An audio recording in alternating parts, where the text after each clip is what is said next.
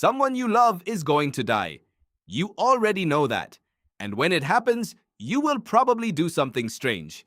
You will gather other people. You will stand around a body. You will say words out loud to someone who can no longer hear them. You might light a candle. You might bury something in the ground. And here is the part almost no one stops to think about. Every single one of those behaviors is ancient, far older than language, far older than cities or gods or anything most people would call civilization. The real story of how humans have always responded to death is not a history of grief. It is a history of what it means to be human at all. You do not mourn because someone taught you to. Your brain mourns because it was built by hundreds of thousands of years of evolution that made social bonding the most powerful survival tool your species ever developed. Losing a member of your group was not just painful, it was a threat to survival. What looks like ritual is actually biology wearing a costume.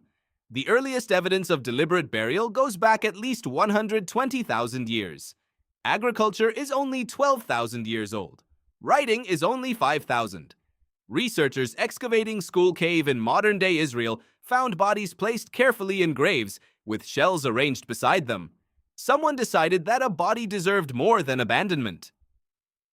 The question that really changes everything is not when humans started burying their dead. It is why paleoanthropologist Paul Pettit argues that mortuary behavior emerged from the same social instincts that held groups together while the living were alive. Caring for the dead was a continuation of caring for the living. The body had changed its state. The relationship had not. When you attend a funeral today, you are not doing something modern. You are enacting something the version of you from 100,000 years ago would recognize immediately. The gathering, the collective presence around the body. Your nervous system runs on software that ancient, and it has not been updated. In South Africa's border cave, archaeologists found the burial of an infant wrapped in a bundle with a perforated shell beside it, dated to 74,000 years ago. Someone chose to bury this child with beauty. You do not need to believe in an afterlife to understand what that means. It means they were, in every way that matters, recognizably human. Neanderthals may also have buried their dead.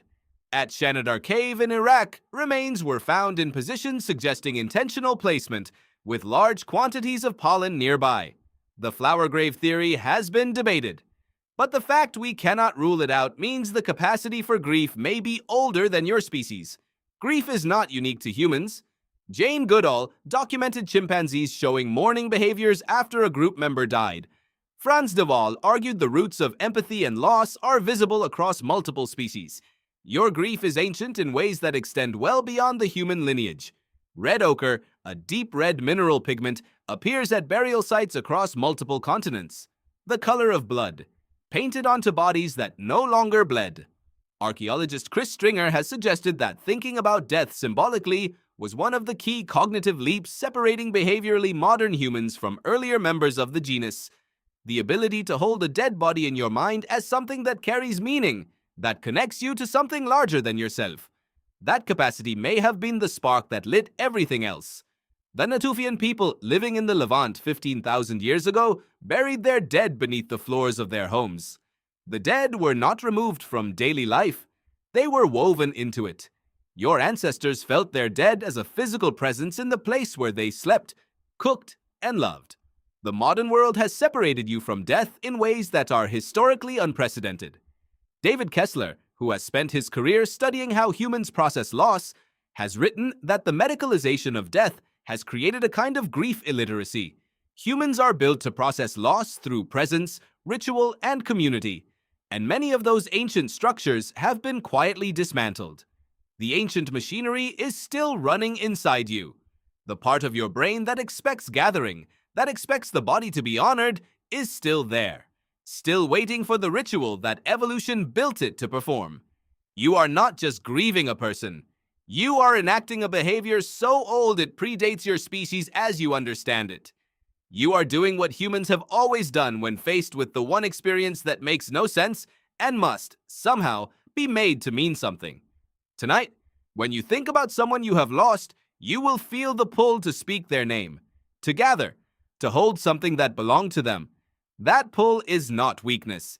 It is the oldest instruction your species ever wrote, and it is still running, perfectly intact, in the brain you are using right now.